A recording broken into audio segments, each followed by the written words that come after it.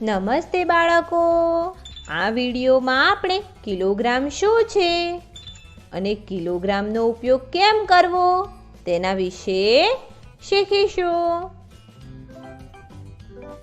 ચંદા અને અપ્પુ બંનેની શાકભાજીની દુકાન પર શાકભાજી ખરીદવા આવ્યા છે.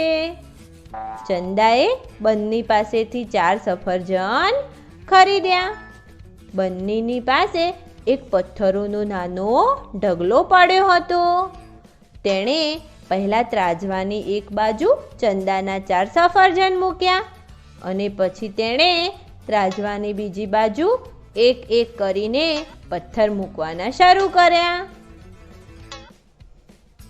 તેણે ત્યાં સુધી ત્રાજવામાં પથ્થર મૂક્યા જ્યાં સુધી ત્રાજવાની બંને બાજુઓ સરખી ના થઈ.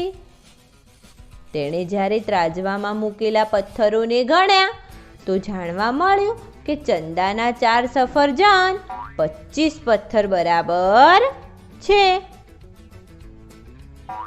હવે અપ્પુએ પણ 4 સફરજન લીધા. બંનેએ એકવાર ફરીથી ત્રાજવાની એક બાજુ અપ્પુના 4 સફરજન મૂક્યા અને બીજી બાજુ એક એક કરીને પથ્થર મૂકવાના શરૂ કર્યા. આ વખતે ત્રાજવાના બંને પલ્લા સમાન માપ પર આવ્યા ત્યારે ત્રાજવામાં 35 પથ્થર હતા. અપ્પુ અને ચંદા બંનેને નવાઈ લાગી. આવું કેવી રીતે થઈ શકે? એ બંનેએ 4 સફરજન ખરીદ્યા.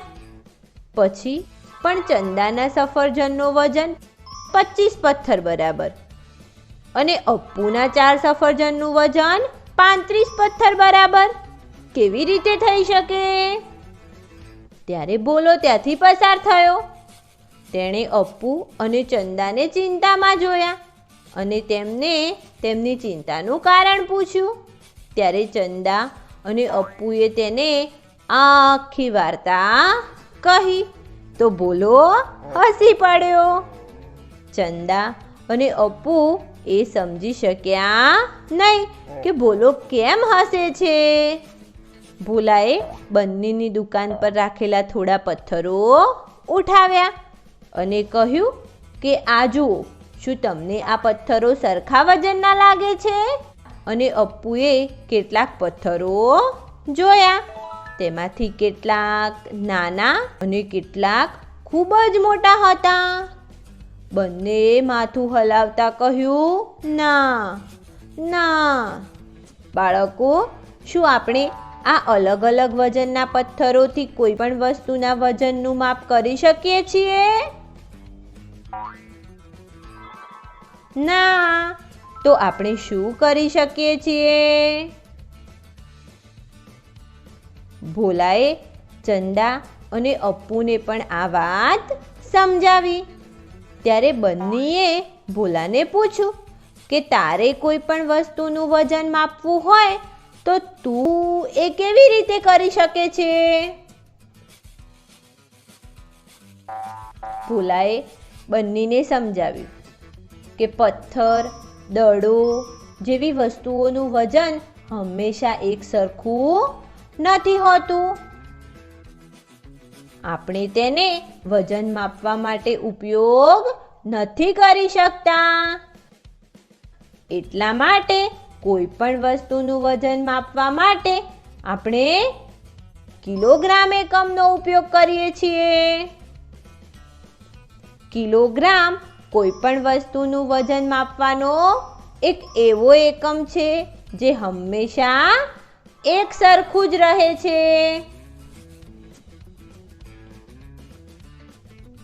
બંનેએ ભોલાને કહ્યું કે હું એ તો સમજી ગયો કે કિલોગ્રામ વજન માપવાનો એકમ છે, પરંતુ આપણે તેનો ઉપયોગ વસ્તુઓના વજન માપવા માટે કેવી રીતે કરી શકીએ છીએ? ભોલો બન્ની, અપ્પુ અને ચંદાને લઈને પોતાની દુકાને પહોંચ્યો. ત્યાં તેણે તેઓને આ પ્રમાણેના વજન માપવાના વજનિયા બતાવ્યા. આ જુઓ, અમે આ પ્રમાણેના વજનિયાનો ઉપયોગ કરીને વસ્તુઓના વજનને કિલોગ્રામમાં માપી શકીએ છીએ.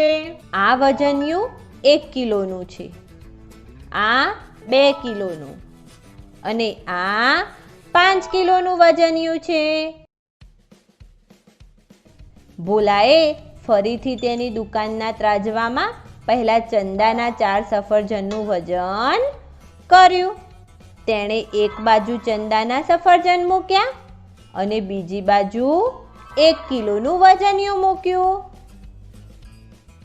હજુ પણ ચંદાના સફરજન વધારે ભારે છે.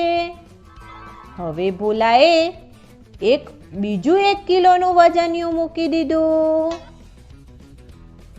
અને ત્રાજવાની બંને બાજુઓ સરખા માપ પર આવી ગઈ. ભોલાએ કહ્યું કે ચંદાના 4 સફરજનનું વજન 1 અને 1 એટલે કે 2 કિલોના બરાબર છે. પછી તેણે અપ્પુના 4 સફરજનનું વજન તેવી જ રીતે કર્યો અને મેળવ્યું કે અપ્પુના 4 સફરજનનું વજન પણ 2 કિલો બરાબર છે. આ જોઈને બંનેને પોતાની ભૂલ સમજાઈ ગઈ. તેણે ભોલાને કહ્યું કે એ પણ પોતાની દુકાનમાં હવે કિલોગ્રામનો ઉપયોગ કરીને જ વજન કરશે. તેણે ભોલાની પાસેથી અમુક વજનના વજનિયા લીધા અને બધા લોકો કિલોગ્રામ વિશે જાણીને ખૂબ જ ખુશ થઈ ગયા. બાળકો, આ વિડીયોમાં આપણે કિલોગ્રામ શું છે અને કિલોગ્રામનો ઉપયોગ કેમ કરવો એના વિશે શીખ્યા.